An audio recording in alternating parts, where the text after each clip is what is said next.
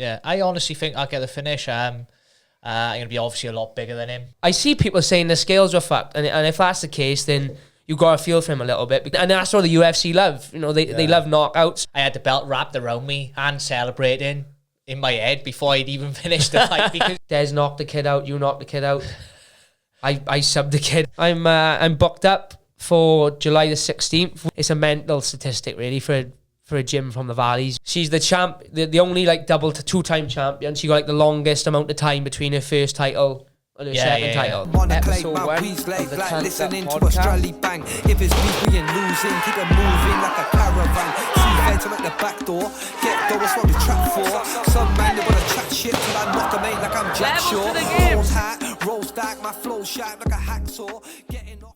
Right, episode 5, Tanked Up Podcast. Today we're joined by the Blanavon Bomber, Cage Warriors Hall of Famer, as they say, 2-time title challenger, the one and only Josh the Crazy Horse Reed.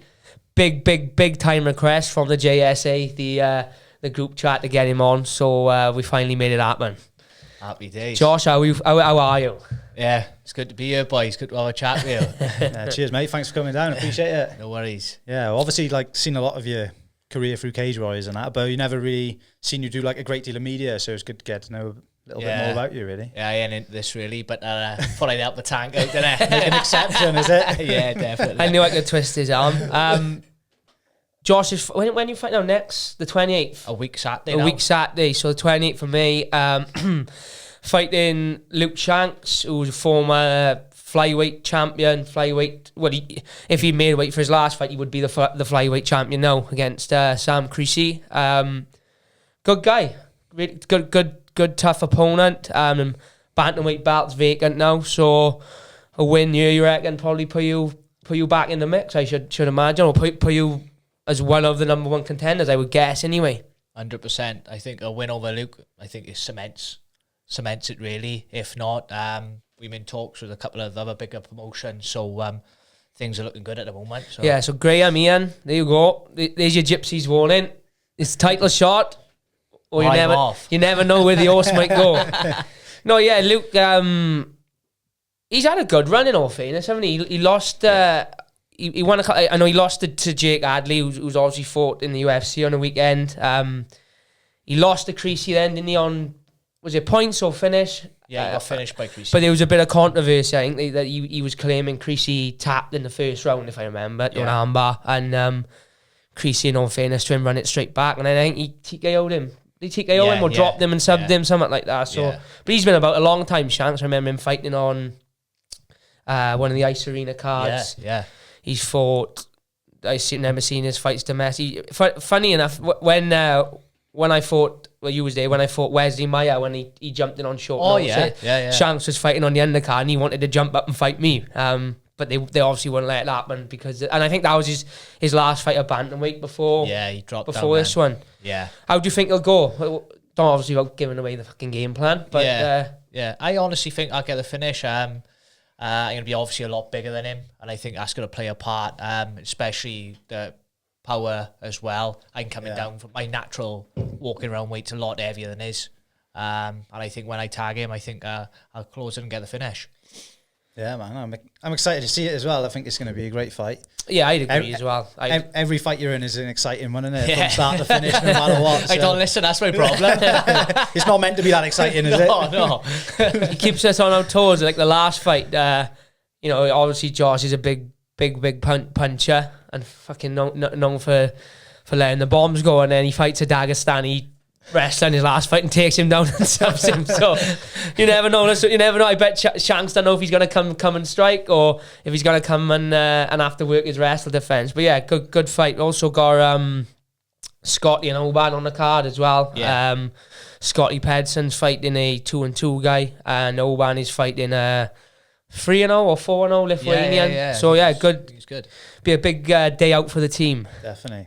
Does that help you in camp, like when you're all aiming at one card? Yeah, it's nice. I like having my teammates on the same show as me. So especially when cutting weight on your own, and it all plays a part. So and we all, Do you find it's like less pressure on you then, in a way, if they're all there? Or I like fighting with loads of my teammates around me. So Well, like you said, the weight cut. I remember when I fought Scott Malone, and I think it was me, Josh, and Des made weight before you. Yeah. So it was me, him, and Des in the sauna over in Ebervale.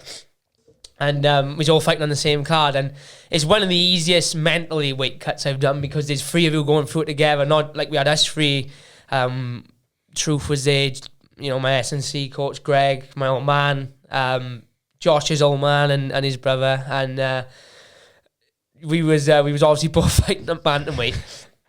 And I was fighting I was defending the title, so I had to make 135, you had to make 136, and when you're cutting weight, you're not fucking thinking straight. So we done about an hour and a half, so my old man's like, right, because Des just fucking doing his own thing, the vet. He was in some MC Armour sweatsuit. You do about 30 seconds in the sauna, 4 minutes out, and he's like, wait, in. So my old man goes, right, strip down the pay view, and we'll check your weight. So I think we got on the scale, wasn't it? And I think we was both exactly the same weight. We was 137. And I was like, fucking yes, we're nearly there now.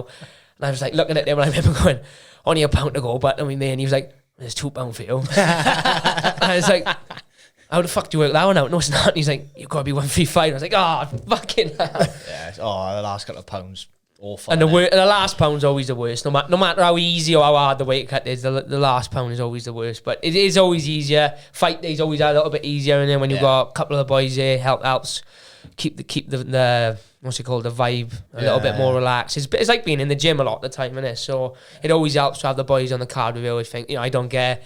I've had it once in the UFC with Brett.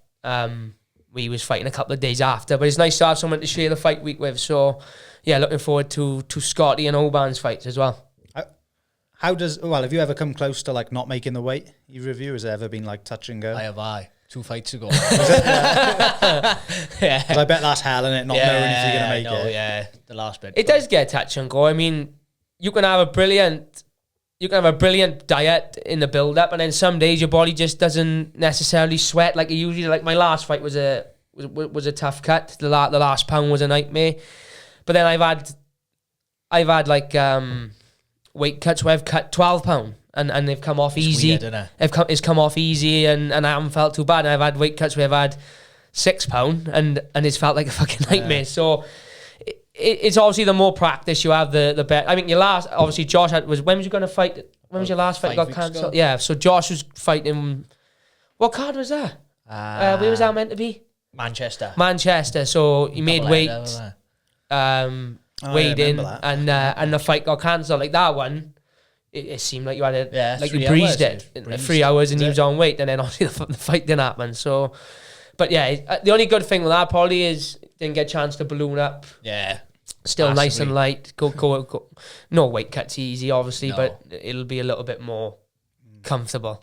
What do you think of like the whole Charles situation after that? It is like. I see people saying the scales were fucked, and if that's the case, then you got to feel for him a little bit, because I seen like 4 or 5 different fighters come out, and to give a bit of like context. So when you weigh in with the UFC, there's a scale at the hotel, like an official scale for the Apex. Then let's just say there's a official scale at the hotel. There's a scale out the back at the weigh-in venue, and then there's a scale out the front, the official weigh-in scale. The hotel scale and the scale at the back are digital, so you can see exactly where you are. The one out the front is one of the, like the calibrated ones. Yeah. Now, they won't let you get on the scale out the front unless you're on weight out the back. The only time they'll let you do it is obviously if you're gonna miss weight or if you've run out of time. Yeah. They'll tell you your weight out the back. They'll tell the guy out the front, look, he's 156 then, say, for Charles. The guy will put the 156 and calibrate it. So that only usually happens if they're one of the last ones on the scale and they know they're going to have to go back and cut. Like every time I've ever weighed on the hotel scale out the back or the weighing scale out the back, you're exactly the same weight out the front. Now with Charles, if you watch him get on the scales, he was like one of the first ones on the scale. And they read him as like 156, and you can see he's like, because obviously he doesn't speak English, he's looking over at his guys if to say like, yeah, he must have been. What's going on? Take the boxes off, and he's 155.5. So it does seem a little bit weird that he was confused. Like the look on his face, it almost tells you like he was on weight out the. Well, he posted on Twitter the night before saying weight made, and a lot of people I see on Twitter and stuff saying like, he come back after an hour and didn't lose the 0.5. How's that?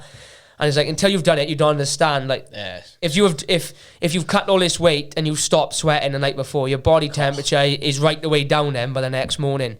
At that, like when you're in a dehydrated state, they also tell you any fight to work your body temperature back up in an hour to be able to lose half a pound. Because when you're low in weight, it can take you half hour to an hour sometimes to just lose your half a pound. That's once you started sweating. Yeah, it would probably take him 45 minutes to an hour just to get his sweat on. So, but at the same time, you know, they've got to strip him, I suppose, because if they didn't strip him, Gaethje couldn't fight for the belt. Then, controversy or not, he did officially miss weight. So, what can you do?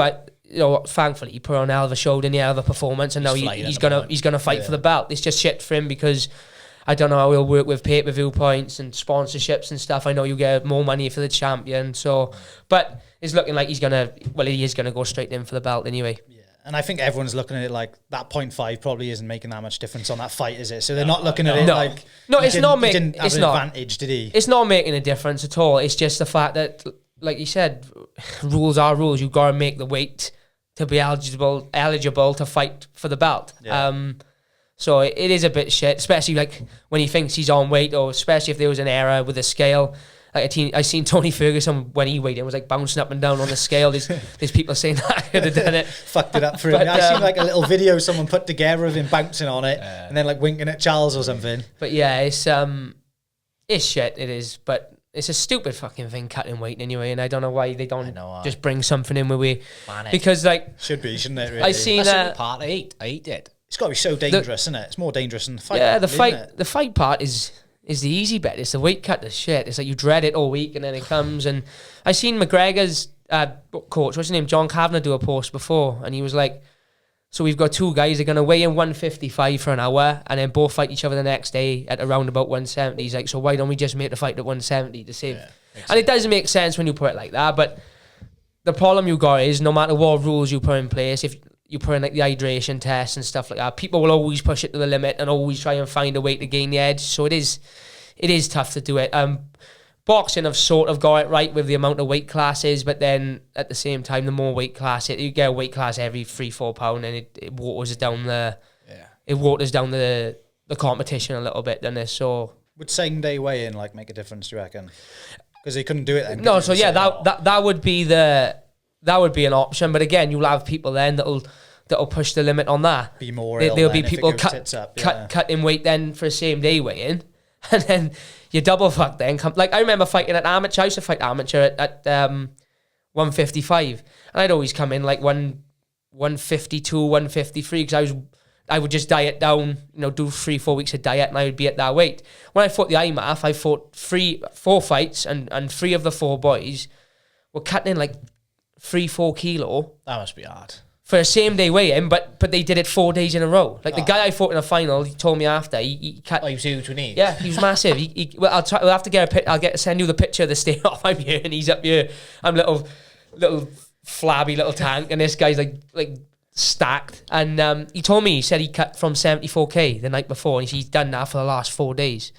Fucking hell, you must be killing yourself. So whatever rules you put in place, people will ultimately try and fiddle it a little bit so they get the advantage. So it is a tough one. Like you're stuck between a rock and an hard place, but hopefully they can work something out. I mean, it would just make the fighter's life a lot, because you'd still have to diet and get yourself in shape for the same day weight. You can't just walk in there massive. You still have to bring your weight down and stuff. But it's probably a safer way to do it. But I don't think it'll be in my career or his career that we'll see a change. If I'm brutally honest, I think it'll probably be maybe 10, 20 years time. If that, like a boxing, they've been doing it for 100 years. So you don't know. Sadly, it'll probably take for someone to like die or something. Realistically, what I will say is there are people now out there that can help. Like my nutritionist Jordan, fight dietitian, even my old man, because he's done that many now. Yeah. There's people who are clued up that they can make it as safe and as pain-free as possible. The days of, you'd see boxers and MMA fight. I remember seeing, they all mind me saying, like, there's a Marshman and Martin years ago, and it's the morning of the weigh-in, and they're running in a sauna suit, and, you know, they haven't ate or drunk nothing for 3 days, and there's much safer ways of doing it now than what there was even 5-6 years ago. But that's probably the only, like, the key is having a plan and having a routine and having people know you, so that if something is going wrong, they can see it straight away and nip it in the bud. And, you know, if you gotta miss, you gotta miss. You don't ever want to miss weight, but it's better to miss weight than fucking die in a sauna or die in a bath. Fucking right. So yeah, it's a lot safer now. But again, it would be a lot more stress free for some. And some people still do it the old way. We see it, and you go to shows, and especially like some of the sort of like the Brazilian guys and stuff like that, you see them fight week and they're in the sauna suit all week, 3 times a day, and like it's the morning of the weigh and they're banging pads trying to shift the weights. And I mean, even Khabib, for his last fight, I seen a video on his YouTube, and like he's cutting the weight by exercise. He's on a bike, he's on a runner. They're old school, them lot. They're old school, you know. There's much safer ways to do it, much easier ways. You know, it's not easy, but it's easier on the body, and the body recovers quicker. But at least we got those sort of things in place where, you know, you're in good hands. But, you know, it's a stupid thing when you sit there and think about it. It is, yeah. It's just a whole crazy concept, isn't it, that you've got to do that before you fight. You'd see a lot better fights as well, wouldn't you? And it's the same old argument. You'd probably see, like, if you could come in just fresh. Oh, I know. I bet you'd feel so much better. Yeah, well, look at some, like, go back for the years. Look at, like, Nate Diaz and Conor, how good those fights were, because they're not sort of depleting themselves. You know, We've seen it time and time again where guys have just thought, I'm not doing it, I'll go up. Or the pair of them, like 2 lightweights, have decided to fight at welterweight. And it does make a difference. It's just people are always going to try and get our edge, unfortunately. And it's sometimes you kind of think of it as, I see it as they're not confident enough in their skills, so they try and get the advantage physically. But at the same time, it's like, if I don't do it, and I go up a weight, then I'm going to be fighting guys who's coming down from fucking 85 kilo instead of guys who are coming down from 75 kilos. So that is the problem. £10 a lot, isn't it? When you're talking like your skill levels are all so high. Yeah. And the weight does make a difference then, especially if it's like 10, doesn't it? If you were like boxing, you could probably go up a weight class and just showcase the skill then, couldn't you? But the thing with boxing as well is obviously you got to consider that there's no real clinching, there's no groundwork. Like if you get a guy who's look at Canelo then on the weekend, or last weekend. Oh, he lost, but there was a massive size difference, but it didn't seem like it affected the fight. It just seemed like Bivol looked like he had the better skill. You can't really I wouldn't put that fight down to like the fact that Canelo was smaller. But if I was an MMA fight and you've got a guy who's 10, 15 pound naturally heavy, then you led on top of it and you've got to try and find a way up, or then it starts to become a factor. I think that's why weight cutting is probably so prone in MMA, because you don't want to be on the bot. You don't want to be underneath at 70k with a guy who's 77k on top of you. No, definitely not. What do you see future then? Obviously do this fight and then you want to aim for the belt. What's the plans then? Like if all that comes through, where do you like with my style and the way I fight, I believe if I do get that belt by the end of the year, I think I'll be in with Tank then. Because of my style. People like to see me fight, and I think that will get me signed then.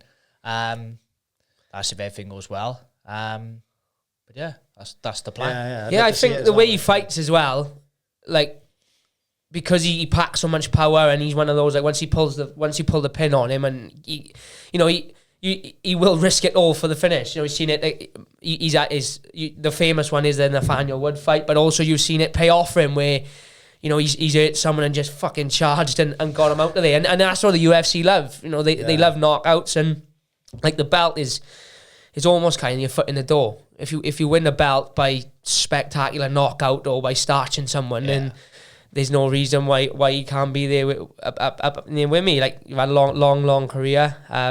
We turned pro pretty much the same time. So I think, like you said, win this fight, win the belt. There's no reason why not. Or if they don't want to give him the belt, I'm sure, you know, Bellator and One and stuff like that. They are, and even like the PFL, they are branching out everywhere. Yeah. So there's plenty of big shows there. It'd be nice to, you know, I know Cage Warriors love him, but maybe see him swap the yellow gloves for a black pair or a red or a blue pair as well. Yeah, mate, it'd be wicked, definitely, 100%. Like when you look back on that like Wood fight, it was like on a knife's edge. You almost stopped him. It was so close. Like, it could have been stopped, couldn't it? I think the way when they stopped you, it was pretty much the same position you Yeah, had him yeah, in definitely. like seconds earlier. Yeah, I think they like you said, it was well eligible to stop it then. How do you look back on that? Like, is it? I hate watching it back now, so obviously I've come on so much from there, and I'm just like, why don't they just stay still and jab him? It's just a simple jab, and he would have felt the floor. Like, you know what it's like? You smell blood, and I had the belt wrapped around me and celebrating in my head before I'd even finished the fight, because once I caught him, I thought, oh, he's done you. Yeah. But no, in fairness, he's a tough kid, and he stuck with it, and it worked out for him. But yeah, it definitely could have been stopped either way, because so close. he actually got dropped twice, didn't he? So, but it is what it is now. It's done. One of the most, I was in a corner, but one of the most fucking mental atmospheres you'll ever see in your life. It was fucking chaos. I remember I remember holding his banner over the cage, and I was on like this side, and the Indigo is like a weird setup. It's basically a stage, isn't it? It's like you've been I've been there to watch Sean fight, and I'm holding the banner. I've looked up, and it's just fucking chaos. People are throwing punches, throwing drinks, and like this, the fight hasn't even started yet or finished. It's like this is going on already, but it was a bonkers atmosphere. As Wood was coming out, Shakes was like, keep your head now, I don't think the fight's going to go ahead. It was mad. It was literally as I was, like, he was walking, I was thinking, well, it can't happen. Now I'm in the kit. It was just a mad feeling, you know. Fucking hell, just all that atmosphere. It was bonkers. It was fair play. When I went to watch Sean fight, I told you there was more fighting in the crowd than there was in the ring. Yeah, it's a terrible setup. It had a great setup. It was similar when I fought there a couple of months after him. I fought there in the March, and Vaughan Lee, wasn't it? Yeah, and it's weird because when I think in the Indigo they don't give you actual tickets. Do you guys sell them like through a link? Yeah, that's right. So obviously, what was happening is Fighter A or the red corner is selling tickets and the blue corner is selling tickets, but he could have 15 guys and he could have 10 guys in the row behind him or in the row net, and I think that was what happened with his fight, and I've seen it up there when I fought. There was people fighting in the crowd because there's no, like, when you give someone a chunk of tickets, like if they give him 100 tickets, they're all sat together, and then you can sort of work out, right, he's fighting Joe,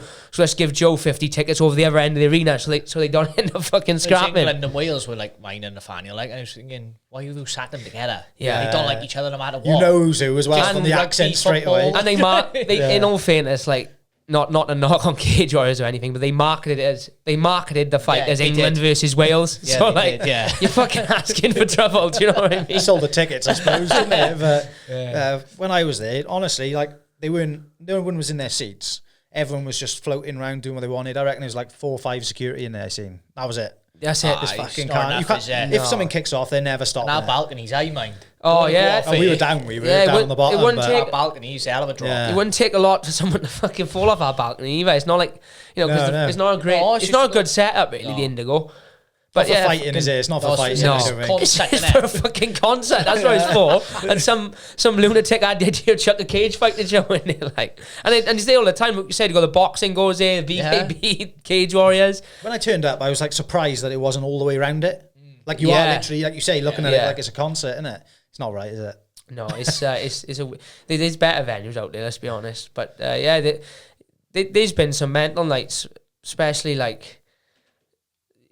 you consider like the Welsh card. What was that one as well? I think you and Des fought. Des knocked the kid out. You knocked the kid out. I subbed the kid, and like really I'd forget about some of the, like, how mad some of the nights were. Like Newport. Yeah, that was in Newport. Brilliant. We had one. I think it was my last fight with Cage Warriors, and it always seemed to be me and my fucking Des on the same card, and that was the same. We all win, and it's like those are the nights you remember when you look back over the years. So. I was there for that one. It was fucking freezing. It sounds stupid, doesn't it? It sounds stupid, like you're on a block of ice, but you don't think how cold it is when you're in there. No, I know. That's why a lot of people are like, "Fucking, I can't go how cold it is." Like, it's an ice skating rink. Like, sounds stupid when you look back on an ice rink.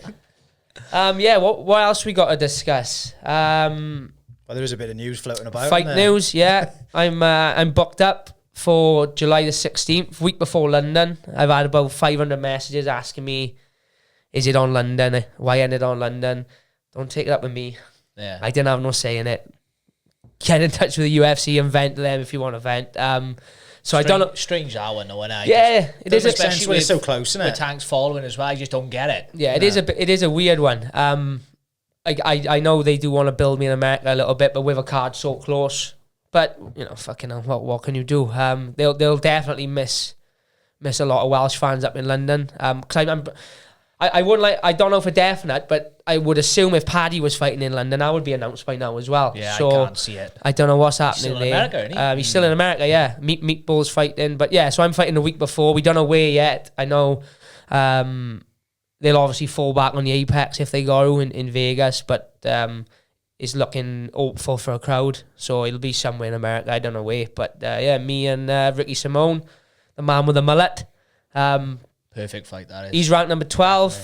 I'm ranked 50. It's a fight we called for, so nice of the UFC to well, they didn't even have to matchmake it, like sort of matchmaking it between us. That's a perfect fight. Me and Ricky on Twitter. So yeah, another good fight, another big fight. Was he 12?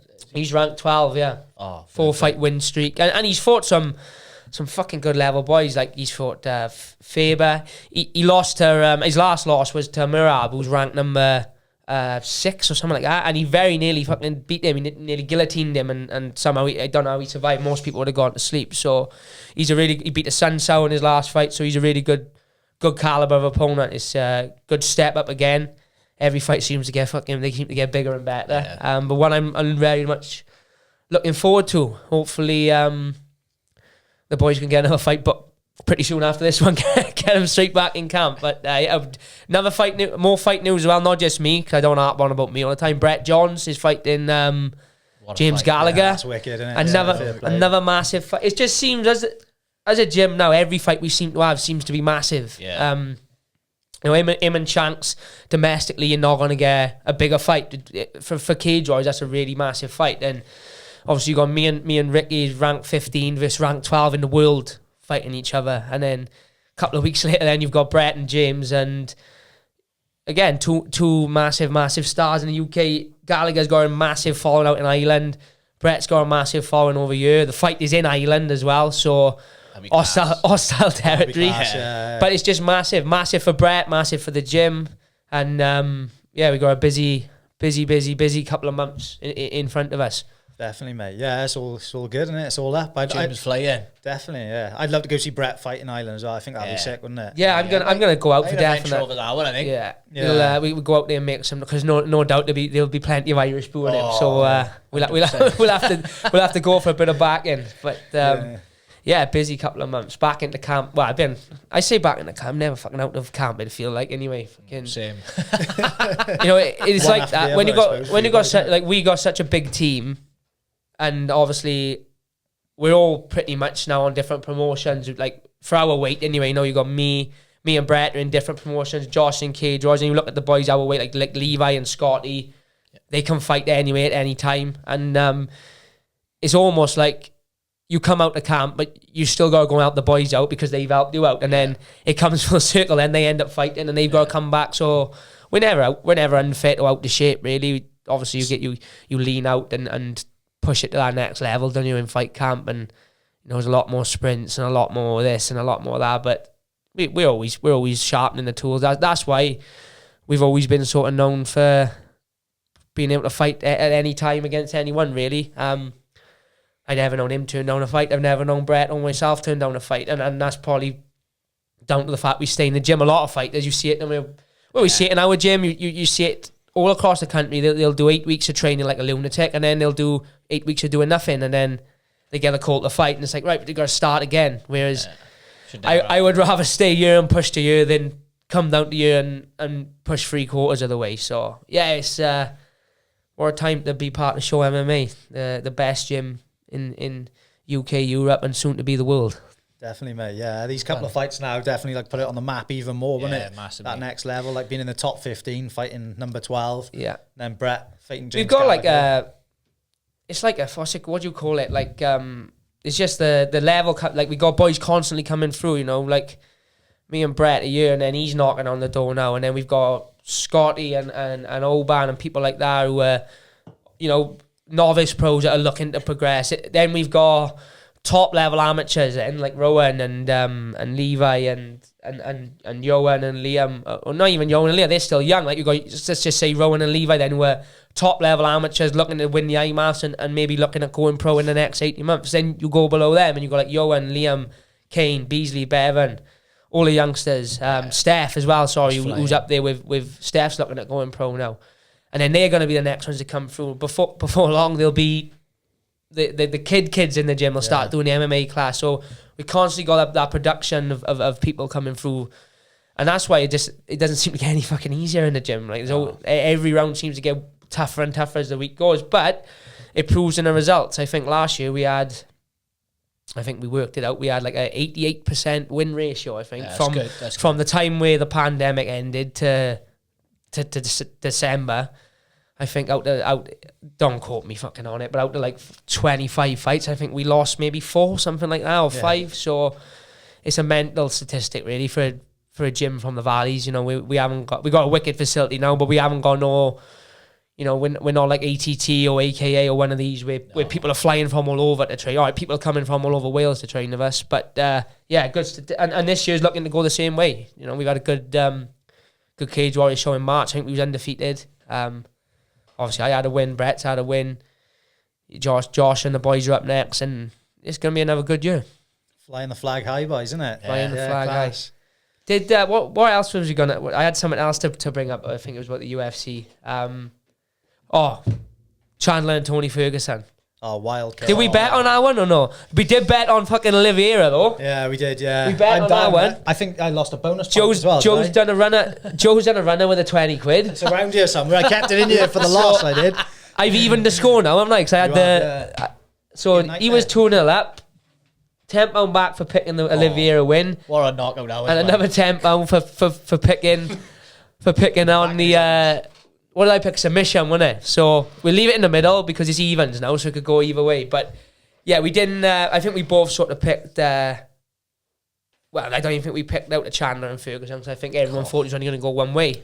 I was, definitely. He looked good though for a round, didn't he, Tony? After that first round, I thought he's got this. But they just, you just can't. What can you do about that? Can and I was exactly the same. The way he fought even though he got topped down, he was chopping him up from his back, and I thought he's fucking back. He's dangerous off his back. Yeah, he likes it there. You know, he dropped him. I thought if he can build a bit of momentum now in a second for getting taken down, I thought he might get him out there. But then, fucking hell, what was it? 10 seconds in, who would have ever picked Chandler by a kick to the face? No, you just wouldn't. Tiny as well, didn't he? Yeah, Tony, you could expect a fucking big overhand or a big left up, couldn't you? Or a big right hand. He said he don't even throw him in training. He said that. He said he's thrown it on the pads a couple of times. That's mad, isn't it? To just come up the middle with it, and good fight IQ mind by him. He squared up, didn't he? I seen him saying on aerial that he noticed Tony keeps his hands wide.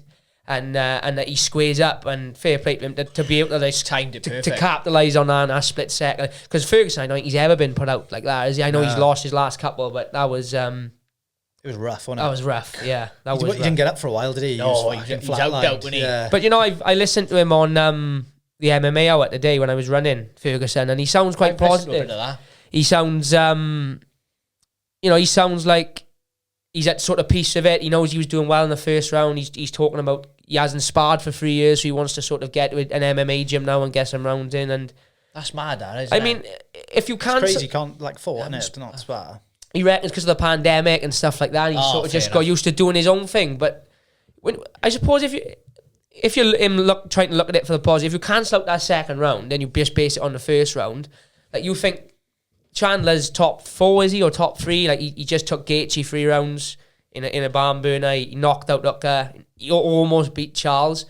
So when you think like that first round, how well Tony did, it's like he obviously can still hang with him. He just seems to be not quite as sharp as he used to be maybe a couple of years ago. But, you know, I don't look at it and think... Like, when I watched him against Dariush, you sort of looked at it and thought, you know, something's just not right. And you sort of question whether he was fading away a little bit or pushing the twilight years of his career. But then when you watch that first round, you sort of... I don't know, I thought anyway, and it might be me biased, but I thought he's still got it to an extent. He can still compete with him. You know, if you can drop Chandler and give him a tough first round, you're doing all right. Do you know what I mean? So... I agree. I think he come out of that actually with his stock higher, even though he got absolutely KO'd. I think he come out looking better than he did going in. It'd be nice to see him get like...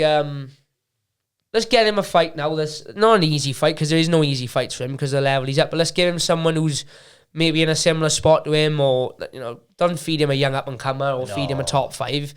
there's plenty of good guys in that top 10, and you know you've got guys 100%. coming up like Ferreira, and I know Gamrot's a killer, and even people like RDA and Hooker or something. Hooker, him and Hooker, him and Fiziev, someone like that who. He said, "Give me someone who's going to stand and bang. I don't have to worry about the takedown, because that has been the pattern in his last couple of fights. He just seems to be apart from Gates, he obviously just got took down. But yeah, did anyone manage to get through the full 5 rounds of Rose and Esparza? It was hard to watch when I was skipping through, to be honest with you. On the plus 10 seconds. I watched the first like 4 minutes, and I thought, well, I'll skip through a little bit now. And I got like midway through the second round, and I heard Joe Rogan and DC like, how are you scoring this fight? Because they're not throwing anything. I was like, right, I'll do. Just went straight to the end. She had the biggest bonus as well, didn't she? Like, I seen your old man shared it. I was like, how would that work? Yeah, so they've crypto.com have brought out like a fan. They like the fight and like a fan base, but and 30, 20, 10, and that's the They problem. vote on it, don't Yeah, they? that's the problem. Like with that, it turns into a popularity contest, then, doesn't it? Because right. like, I got you. you know, if for example, then let's say McGregor fights, and say he gets let's just not we think it'll happen, but let's just say he gets starts in 20 seconds. He's gonna win the 30 grand anyway because he's McGregor, because you know he's got such a big fan base. Same with Rose. You know, she's one of the biggest names on the card, wasn't she? So even though everyone on Twitter and was fucking trolling and just went, fuck it. Oh yeah, but she's had a rough week this week, isn't she? If she's looking at any of it, fucking hell. Yeah, they've come up like the pair of them. In all fairness, they've come across a lot of stick, haven't they? But it is tough. Fucking hell, they are at the top level. Yeah, like some it's inches and it's inches, and you know Pat Barry and Rose have come out and said, look, the game plan was to do this, and Esparza have said the same thing. The game plan was to wait for it to react, and she wasn't reacting. But you know, no one's the problem you got if you're Rose. No one's gonna be in a rush to want to see the rematch. You know, so I don't sell, will it? I don't think it will. No, I think Joanna's back. She's fighting. I think she wins. If she wins, she'll probably fight Esparza for the belt. That's how I see it going. I think Rose is probably going to need another fight. Not that she doesn't. Not that she's not good enough to fight for the belt again. She's someone else. The fight's not going to sell, is it? It's not. You're not going to be in a rush to rewatch that, unfortunately, for the two of them. But good on Esparza. I think she's the champ, the only like two-time champion. She got like the longest amount of time between her first title and her second title. So you know that's an achievement in itself. Yeah. And let's give her some courtesy. She got married this week, so perhaps she didn't want to get bashed up for the marriage. Like. It's fair enough, isn't it? Fucking hell, time it a bit better, innit? Yeah. I think we got some questions, actually. I asked for some questions. Yes, let's have them. The Instagram. Hopefully they're for us, not me. Well, we weren't 100% if you were coming or not, I don't think. He's big shot at us. He left us on red for a couple of hours. So, 2 seconds. Probably asking who you fight then. Yeah. Till they seen it, didn't they? Yeah, I asked a couple of different ones. 2 seconds. So if you want to do this, but name the 3 most overrated, overhyped bantamweights in MMA. So that's going to cause you some grief. Yeah, that's fucking you right. can both do it if you want. We'll do. We won't do 3. We'll do 1 each. I'll pick one, and then he can pick one. What of all time, or just says in MMA, yeah. So I guess so. No. Let me think about this now. O'Malley, because I hate him. There you go. There you go. I hope he listens to this. Jack's like, fucking hell, that was mine. Yeah. All right. Trying to think through the rankings, or if there's been anyone who like, not to shit on him because he's retired, but maybe Marlon. You know, like I would agree with that. Not I wanted like not to disrespect him or anything because he's fought for the belt and he went on hell of a tear. But you know, when you think when he was due to fight Cejudo, people were sort of saying like, well, Cejudo's fucked. You know, Marlon's gonna take him out and that's gonna be it. And we don't see anyone beating him. And then when you watch after he lost to Cejudo, and now he'd almost become a pattern that he's this killer for a round, but then after that he's sort of got nothing. Like what he lose 4 or 5 straight. Yeah, he went on. All right, that's top level, top tier competition. But yeah, Marlon, and yeah, let's go with Marlon. Fuck it. It's not upset anyone else just yet. You want to see him about, he's retired now, isn't he? He's done, isn't he? Yeah. Name the fighters you'd like to beat on the way to the title. That could be both of you, couldn't it? Yeah. 'Cause you're both on the way. Obviously Ricky Simone. Ricky Simone. I'd love to then fight one of the legends like Frankie or Dominic Cruz or Pedro Munoz, depending on how his fight with O'Malley goes. If O'Malley beats Pedro, I'd love to do him on the way to the title as well. And in like a dream world, obviously, I always say about how I'd love to fight TJ Dillashaw. So in a dream world, perhaps he wins the belt and I get to fight him and beat him for the belt. It'd be nice. That'd be class. So That'd be amazing. Yeah. if we're speaking hypothetically, yeah, let's go with those. What about you? What, for UFC or like Well, just current go now? Cage Warriors for now, I suppose, isn't it? And then beat Luke Shanks next week.